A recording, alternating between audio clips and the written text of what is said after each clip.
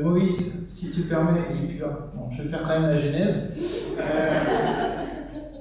Donc on va vous présenter rapidement un outil. On va essayer, encore une fois, ça va être très technique, mais on va essayer de faire ça rapidement. Un outil qui a été développé par le STF en partenariat avec le GIE Serail. Il y a 2 ans, au dernier JSD, on était venu vous voir, vous avez présenté la neige 2021. Pour rappel, on va y venir, la neige, c'est la norme d'échange d'informations géographiques très utilisée sur le territoire, notamment par tous les géomètres et topographes de la place.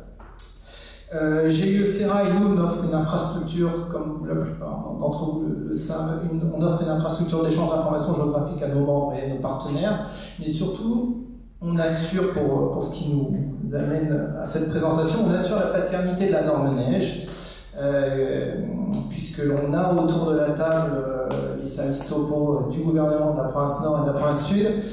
Si quelqu'un souhaite la récupérer, qu'il n'hésite pas. Voilà.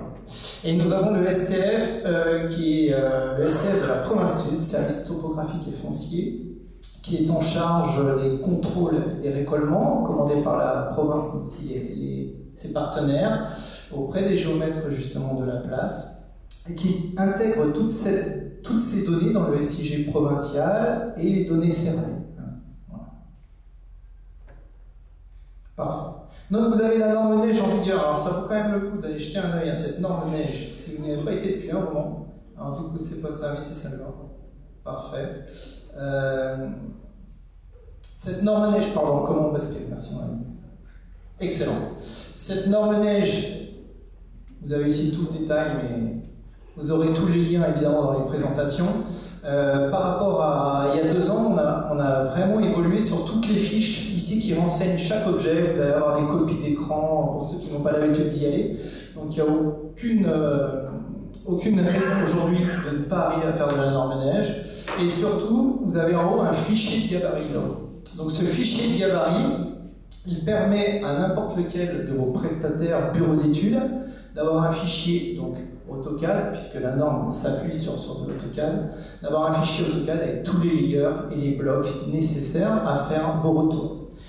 Donc pour tous les levées terrain ou les études, il y a possibilité de faire de la norme neige. Donc ça c'est notre norme, et ce qui nous manquait, pourquoi on a été venu, on va basculer sur PowerPoint, s'il te plaît, pourquoi il y a 2 ans, on était resté sur le fait que les géomètres et les topos de la place nous avaient dit mais ce serait bien maintenant d'aller un cran plus loin et de nous proposer un outil pour contrôler nos fichiers. Souvent la province nous dit votre fichier n'est pas à la norme neige, vous devez reprendre. Pourquoi le géomètre il cherche un peu, il ne sait pas trop. Et donc l'idée, c'était d'avoir une information, un outil pour contrôler cette norme. Donc on a longtemps cherché un meilleur moyen, et c'est l'objet de notre présentation. Une petite chose importante qui fait écho à la présentation précédente, la norme neige, elle demande qu'il y ait un bloc référence dans chacun des fichiers qui sont communiqués. Ce fichier de référence, on a l'habitude de l'oublier parce qu'on est tous en RGNC 91, 93 et puis on sait d'où vient la donnée. Donc je dis ça à votre attention, mais aussi pour que vous puissiez un peu motiver vos différents prestataires, bureaux d'études et sous-traitants qui travaillent pour vous, c'est qu'on va être de plus en plus exigeant sur ce bloc de référence pour que, au fur et à mesure, on reprenne cette bonne habitude et que lorsque l'on basculera en RGNC 15, on puisse, dans la période de transition, savoir tout de suite si ce fichier est ancien ou nouveau système. Pour ceux qui, comme moi, ont connu Nouméa 94, 74, IGN 72 et consorts, c'était une grande problématique au moment où c'est arrivé. Aurélien, je te cède la parole pour nous expliquer un peu les contrôles au sein des... Donc, au service topographique et foncier, on a pour mission de mettre à jour le fond de plan qui est ensuite fourni au Serail. Et on a parlé d'intégration de récollement, mais en fait on intègre des levées de géomètres, donc ça peut être des états des lieux, ça peut être des récollements, mais aussi au niveau cartographie, des restitutions obtenues par photogrammétrie aérienne. Ça demande à maintenir la base, une base à jour qui soit intègre et homogène sur tout le le territoire de la pointe sud. Et ça demande à ce qu'on respecte strictement cette nomenclature neige. Donc dans le process, là, on réceptionne les récollements. On va ensuite contrôler cette conformité neige, faire des contrôles en précision avec nos géomètres ou avec des éléments qu'on a déjà en base, qui sont déjà précis.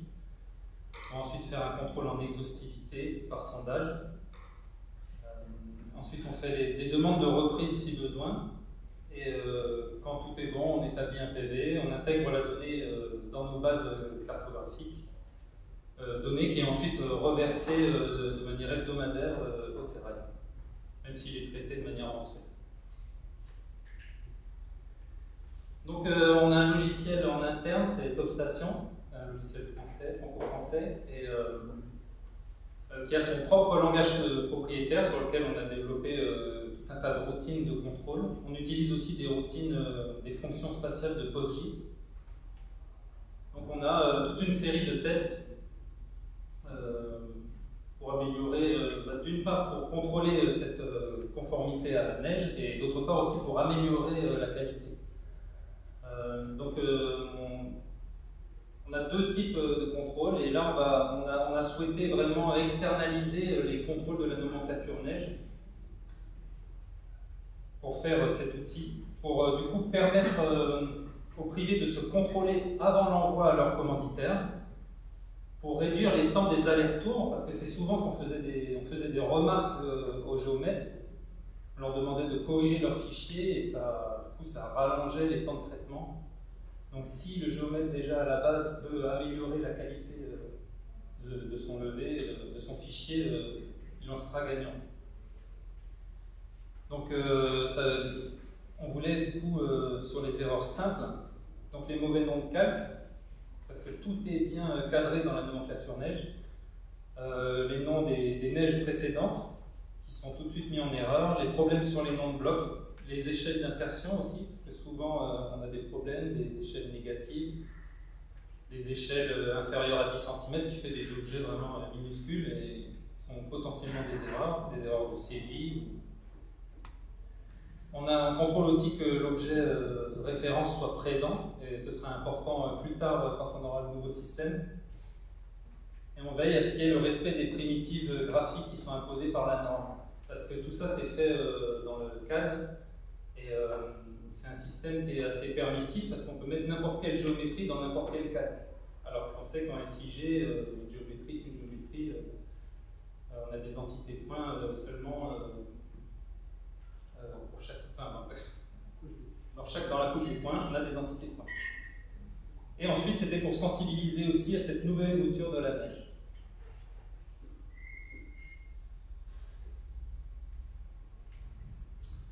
Alors l'outil est déjà en production, même si le moteur derrière évolue au fur et à mesure des remontées des utilisateurs, puisqu'il est déjà utilisé depuis maintenant quelques semaines par nos membres et partenaires, et notamment les concessionnaires de réseau qui peuvent justement avoir un retour sur leurs fichiers.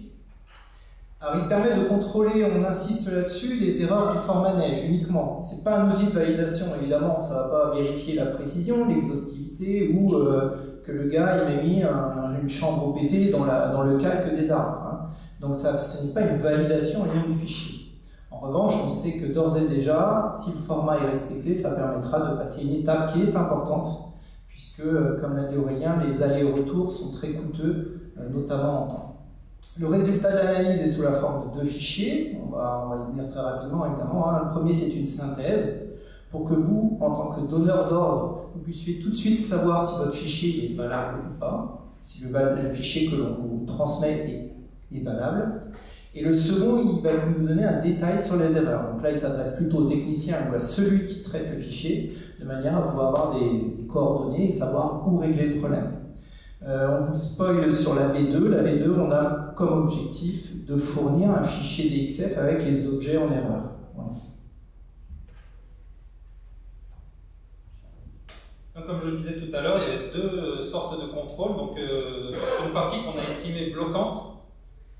Donc, je le redis, hein, la présence du bloc référence, les noms de calque, les noms de bloc, le respect des primitives graphiques, les coefficients d'échelle d'insertion, parce que l'objet ne se situe pas au même endroit en fonction de ces échelles d'insertion, si elles sont négatives. Voilà, les justifications de blocs erronés. Et une partie qualitative d'amélioration, donc l'absence d'élévation qu'il peut y avoir sur toute ou partie d'un objet. Donc si c'est juste un point sur une ligne, sur une polyligne, ou si c'est toute la polyligne qui est en 2D. On a aussi voilà, les coefficients d'insertion inférieurs à 10 cm. Ça, c'est souvent des erreurs de frappe ou de saisie. Et la présence de doublons. Et ça, c'est pas bloquant, on laisse le soin au géomètre de le corriger, ou alors nous, après, on a nos propres routines de nettoyage. Alors, tu me remets Internet?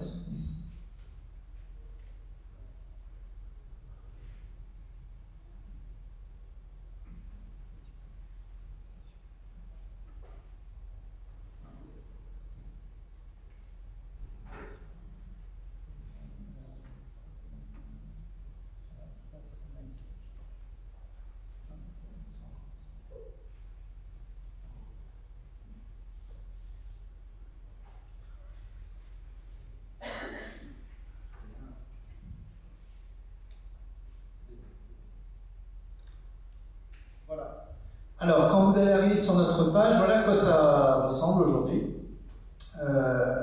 On met évidemment un petit laïus pour expliquer que ça a juste une vocation, on n'a pas d'obligation quant au service et au support pour l'instant, c'est vraiment, on offre ce service à titre gracieux. Donc il est développé conjointement par le STF et par le SERAI.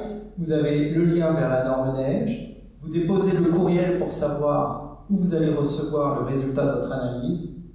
Contrôle en neige 2021 par défaut, mais c'est le seul aujourd'hui qu'on a mis en place. Le fichier à analyser, aujourd'hui on accepte les DWG, les DXF, avec un minimum de 10 mégas, pour des contraintes techniques. Mais l'idée, demain, c'est pareil, en V2, on va certainement autoriser à envoyer un fichier zip. On est en train de mettre ça en place pour pouvoir zipper votre fichier ou envoyer une série de fichiers dans un fichier zip. On informe que le fichier sera détruit à l'issue du traitement, c'est important. On informe quand même qu'on garde en mémoire, en RGPD, si ça ne fait pas plaisir, on va toujours demander de l'enlever, mais votre email et l'emprise, l'enveloppe du fichier. Ça, c'est pour des stats, pour savoir qui va nous demander, sur quel secteur, qu'on puisse un peu aussi améliorer de notre côté. On a un « je ne suis pas un robot » et on envoie le fichier. Le temps de traitement, il est à peu près de 2 minutes. Là, on vous fait gagner du temps, on a déjà fait des résultats. Je vous ai montré tout à l'heure dans la neige le fichier de gabarit. Qu'est-ce qui se passe si je bascule mon fichier de gabarit dans cet outil? C'est le premier. Yes. Voilà à quoi ça ressemble. Donc vous avez un premier laïus qui vous dit en quel outil c'est. Ce fichier de synthèse, ce qu'on voulait, ce qu'on a mis avec le STF, c'est que tout de suite, en tant que donneur d'ordre, vous sachiez si ce fichier respecte la neige. Donc c'est la première chose qu'il y a à vous dire, ça respecte la neige, ça ne respecte pas la norme neige. D'abord, les problèmes bloquants, ici on n'a pas le bloc référence NC. Donc évidemment, ce n'est pas grand-chose, mais c'est bloquant pour nous. Il faut qu'il y ait ce bloc référence NC qui renseigne notamment, comme on l'a vu tout à l'heure, sur le système, sur qui est l'auteur. On va avoir des avertissements, donc ça par exemple, une détection de doublons, c'est pas bloquant, peut-être que c'est normal d'ailleurs, il y a des objets qui peuvent être les uns sur les autres, mais on va quand même avertir. On va avoir un décompte des entités, donc là c'est un fichier de gabarit, il n'y a aucune entité. Le référentiel qui est donc absent, et aussi on va avoir plusieurs premières parties. Ici on va vous lister les calques non neige, Gachi. On va vous lister les calques non neige, s'il y en a, des calques neige qui sont non valides. Donc par exemple, je suis dans le calque des arbres, je veux donc des blocs de type arbre, et le gars il m'a mis des polylignes ou des polygones, donc ça c'est pas valide. Et ici vous allez avoir, si tu veux bien descendre, le tableau de l'ensemble des calques qui sont dans votre fichier.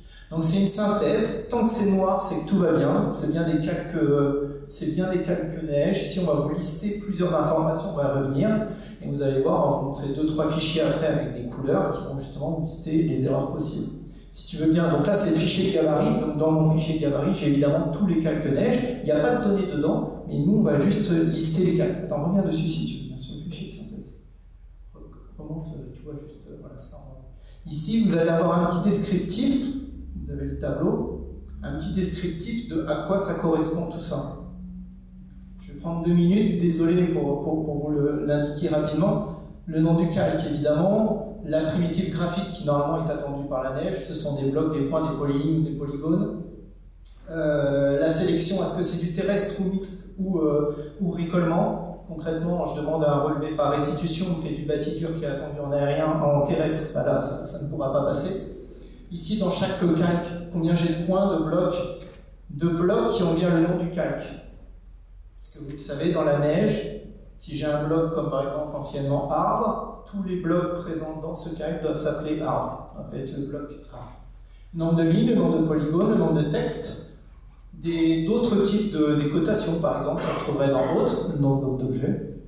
Ici, z égale 0. Combien j'ai d'objets avec au moins un point où son z est égal à 0? Ici, combien j'ai d'objets avec tous ces z sont égales à 0? Ici, j'ai des échelles 1, 1. Dans notre fichier de gabarit, pour y revenir, vous avez tous les layers, tous les blocs qui sont tous définis en 1, 1. Mais si je mets des champs OPT ou je mets des regards ou des bouches à clé de la CDE, ils ne font pas toutes 1 mètre par 1 mètre pile poil. Donc c'est-à-dire que si j'ai des blocs 1, 1, c'est un avertissement, mais certainement on a oublié de nous donner la taille de ces objets. On taillerait pour un récollement 500 ou 200, c'est un peu embêtant. Ici, les CX, CY plus petit que 0. Donc j'ai une chambre OPT, elle se dimensionne, elle va faire 1,2 m par 70 cm. Son point d'insertion est en J5. Je suis désolé pour ceux qui ne comprennent pas ce que je veux dire. Point bas gauche. Si là j'ai quelque chose de négatif, c'est que le point d'insertion n'est pas au bon endroit. Il est en J3, il est en J7. Donc là, c'est pareil. Nous, ça va être bloquant pour nous. Des CX, CY plus petites que 10 cm. Des objets qui font moins de 10 cm en taille réelle, c'est très très rare. Sachant que, par exemple, si c'est un horodateur, on a fixé une taille par défaut, on prendra évidemment la taille d'humain.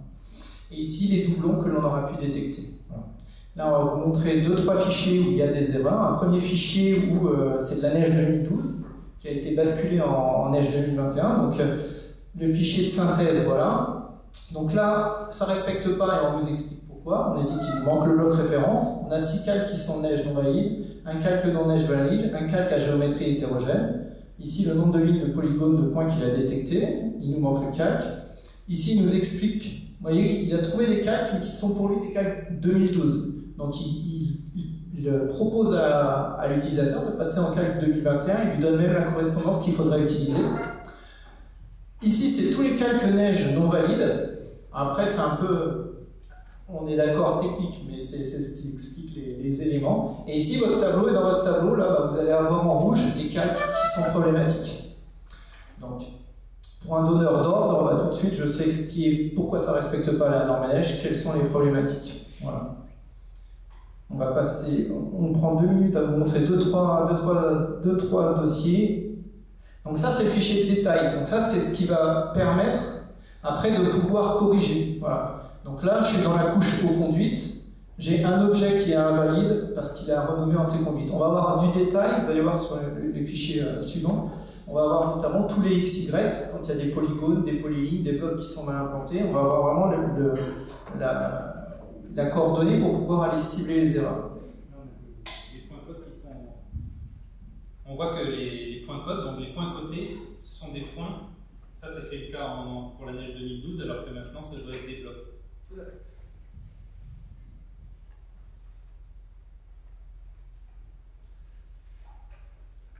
On avance toujours. Là, un objet, un calque qui est en transition, c'est-à-dire que la personne elle a mixé un peu du 2012 et du 2021.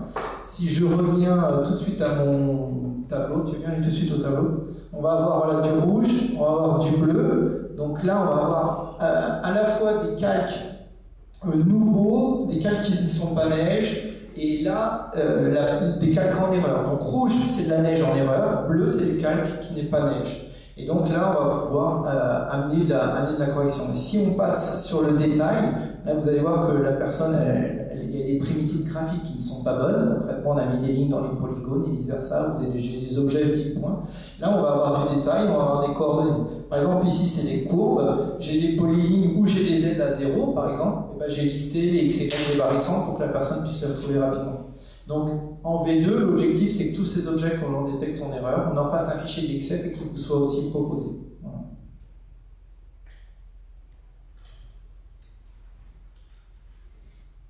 les objets plus petits que 10 cm là-haut, vous voyez. Donc tous ces objets, en fait, vous allez avoir des coordonnées. On termine la présentation avec un fichier qui respecte la norme. Donc là, on a fait un petit export de notre base de données parce que si on veut mettre à disposition ces outils, il faut que nous, on soit aussi propre à proposer quelque chose qui sorte bien Neige. Donc là, l'idée, c'est qu'on a pris sur le centre-ville de Nouméa, on a fait un export de notre base de données en DXF et on l'a basculé dans notre outil. On a rajouté le fichier de référence, le petit bloc de référence, parce que sinon ça ne fonctionnerait pas. Voilà. Donc on a dit c'est du Lambert MC, c'est le STF, la date. Sachant que ce bloc est dans le fichier de gabarit, hein, il y a juste à le renseigner évidemment. Et là, vous allez avoir un fichier qui vous dit ce fichier respecte la norme neige. Vous allez avoir vos calques, on va descendre un peu. Et puis à l'intérieur, le nombre d'objets dans chacun de ces calques, sachant que s'il n'est pas en rouge, c'est pour lui, il n'y a pas d'erreur.